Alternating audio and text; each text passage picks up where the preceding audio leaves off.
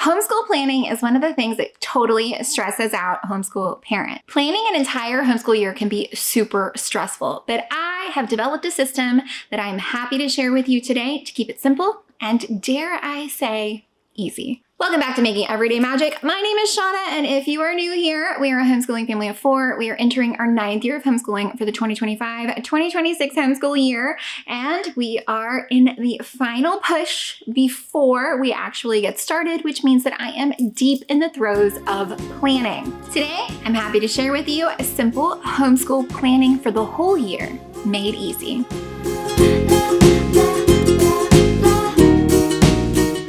Before we go any further, guys, please scroll down, hit the big red subscribe button, turn on that bell for notifications, and give this video a thumbs up. As always, you can find me right on down in the comments or over on Instagram at Making Everyday Magic. If you are unaware, I will link it right up here in the corner, but I also have an entire page on my website dedicated to the free templates that I use in my planning videos. They are totally free and available to you. You can just head on over to my website and click the link of the one that you would like. So, hey, hi, how are ya? Homeschool alone is stressful and can really put a lot of pressure on the parents who are choosing to shoulder the burden of their children's learning. Let alone thinking about how to source curriculum, how to do things, how to plan the year. Where do you start? What do you do? And that is one reason that I do come here and share exactly what I am doing every step of the way, every single year. Like I said, we're entering our 9th year of homeschooling, and I kind of have a system. I have a plan for how I do things. I have a structure. I have an organization. I have the steps that I have perfected for myself, which I find very simple and very easy, especially when, again, you guys know the reason that I come here and share is because I didn't feel like our voice was reflected in the homeschool market. And there are a lot of people who put a lot of work into this. And for me, for my personality type, it just honestly feels overwhelming. And that is why I've invested a lot of energy in doing the things that make my life easier. And I am happy to come here and share them with you.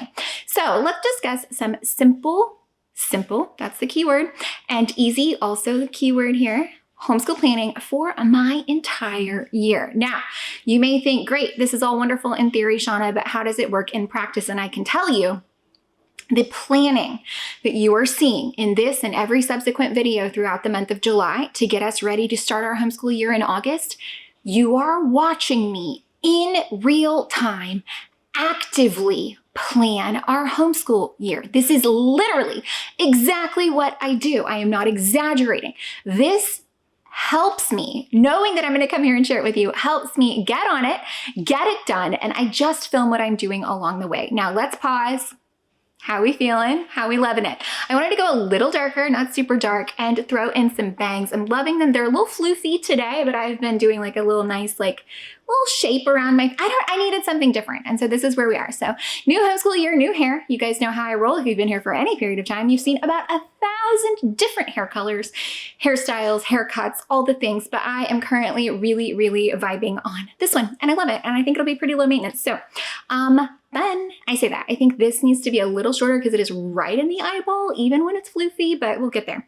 Anyways, so that is unrelated to what I am telling you today. But let me just run it down for you a little bit of how I get to now and then what I use now for later, okay?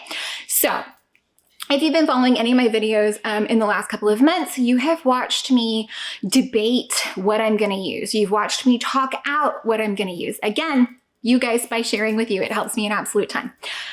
I have explained to you how I choose curriculum, how it is important for me to focus on not only the ideal learning style, like obviously I want to check the box and I want to do the best that I possibly can for my kid. I want to choose something that's going to suit not only their learning style, but also the style in which our family best operates as a homeschool, including the way that I can best deliver information to them. So that is how I got to choosing the things that I have chosen. If you want to know what those things are, I do have it linked in playlists, and also just go scroll my recent videos because I've got planning out what we're going to use, letting you know. I think I broke it down, or I don't remember if it was just plans for next year or plans for 4th and plans for 8th, but pretty minute. And then even tackling, several different science options before we chose what we were going to go with. So the way that I do this is that I then take all of that information that I need to know, the things that I have chosen, purchased, acquired for next year, and you can see my budget. You can see exactly what I've spent. You can see me literally ordering it. I have every video for every step of the process, and that is because I know that my process is unique and different compared to the others that share. And I also, again, find it very valuable to come here and share the way that we do things, because I think it is important to keep that focus on simplicity and easy, because especially for myself, if it is simple, easy, and fun, then it gets done. And without that, it kind of doesn't. So that is my true confession, but you guys know that. I have not been unclear about that at any point. So here we are now. We are going to plan out our entire homeschool year. The things that I will need to get started are a calendar, because I like to check my dates. Now, if you guys have been here, you know this, but if you're new, you don't. I build in buffer, okay? The homeschool planning strategy is so simple for me. Here is what I do. I know how many lessons, how many chapters, or how many pages, or whatever it is, in every single piece of curriculum. Once I know that, for example, Math UC has 30 lessons, okay? 30 lessons. So I take the total number of lessons or chapters or pages, and I divide it by 4, which is how many days a week we like to homeschool. And then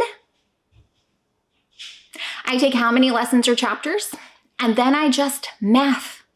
I divide it by the number of weeks that we will intend to homeschool. And then that tells me how many lessons, chapters, or pages we need to accomplish every week. And then I plug those into our 4-day week. Now, I will not be planning the week in this video. I will be sharing that in an upcoming video, and I will likely break it down to here's what my 4th grader will be doing, and here's what my 8th grader will be doing, as well as what we'll be doing on Mom and Me Monday, which is our family group subjects, okay? So that is how this is gonna go. That is the framework for how this is going to happen. And I'm going to do something that I've never done. It should be the very next video that you see. I am going to share simple, easy homeschool record keeping so that I actually get a start on it. Instead of playing catch up at the end of every year, like I say I'm gonna do, girl's gonna do it this year. Why? Because it actually falls in really nicely with my entire planning routine if I just kind of get proactive and do it, but who knew? Okay, so we're gonna pop over. I'm gonna show you a down shot. I did go ahead and on my curriculum planning template, which again is completely available for you, how I decide what I'm gonna use for every little thing of every little child, every little day. I wrote down how many lessons, how many pages, how many things, okay? And some of that, like especially with Michael Clay Thompson, is a lot easier to do once I had my hands on the books, because taking the recommendation is not for me. We've had this discussion 1,000 times. So then just, I like to get in there and look at it and see how it's actually gonna go in practice, because that is one of the things that I have changed over the years of using it. So it is important to me to get in that table of contents, read a little bit ahead, and understand how it's really going to serve us best. So I have mapped all of that out, no, you know what? I think I filmed mapping that out. I got my calendar out. Now, something that is really important, which I think is a very valuable note, is when I am planning, let's say that I usually do quarters. So I think I usually plan for 32 weeks every year. So 8-week quarters. 32 weeks of instruction, it's stopping me. 32 weeks of instruction. And then what I like to do is build in buffer, okay? So I know for a fact we're taking every holiday week off, at least 1 week. I know for a fact we'll have a week off in the fall for vacation, a week off in the spring for vacation. And then what I do is I just add a couple weeks. Why? Because sometimes things happen, okay? Now this year, by doing that math, I probably should have started the last week of July, but we've got a summer camp the week before that. So no, we're going to enjoy our last week of summer.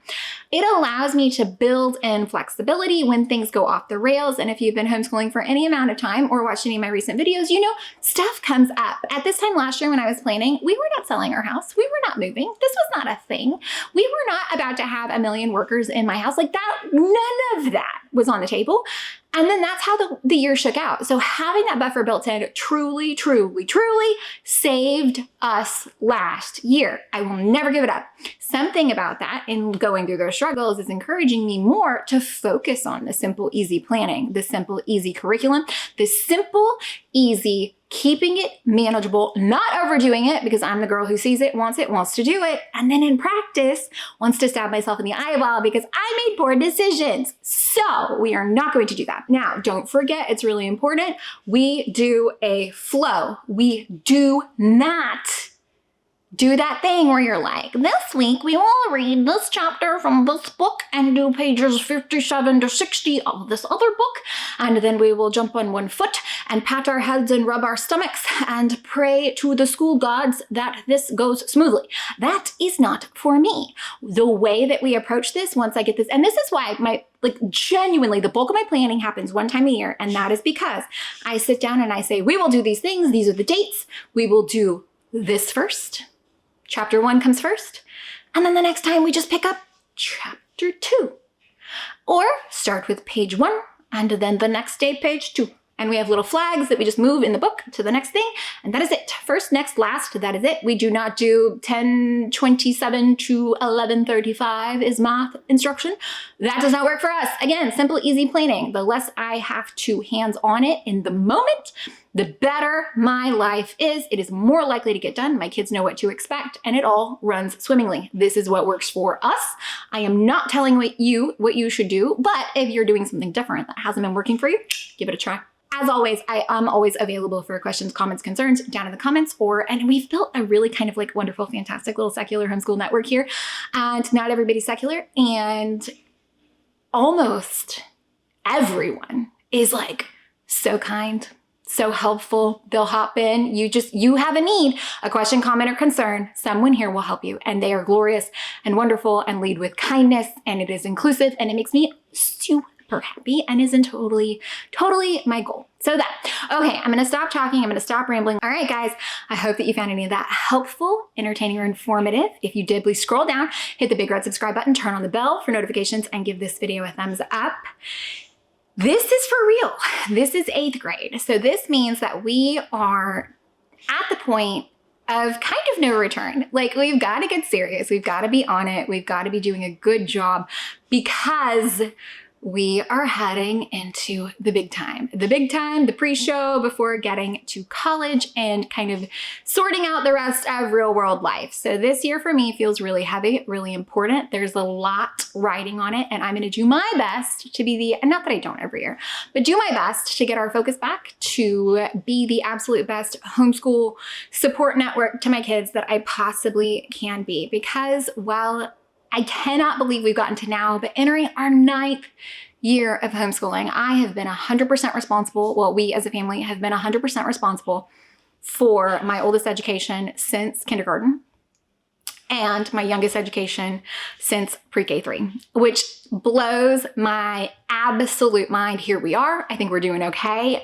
But here on out, it's real. It's go time. There are going to be people at some point who look over the work we have done now, whether it is college admission or whatever, and whether she decides to pivot to public for high school, because that is still like a little on the table, not hugely, but a little. And so I know that I need to have my ducks in a row and I need to be ready. And that starts with simple homeschool planning for my entire year. All right, guys, any comments, questions, concerns, don't forget we're here. We're available for you and happy to help. Bye, guys.